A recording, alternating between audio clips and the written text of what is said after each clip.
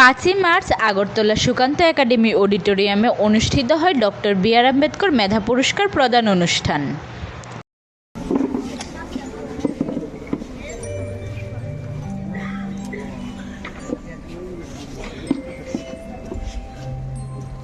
Dr. B.R. Ambedkar kum saman mesinti barang afari dongo dini nichi ni barang ganang bagredo khorjate khorjane mesinti tere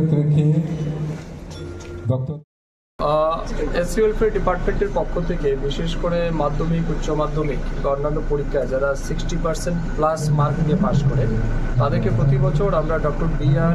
Ambedkar merit award এটা প্রদান করে থাকি।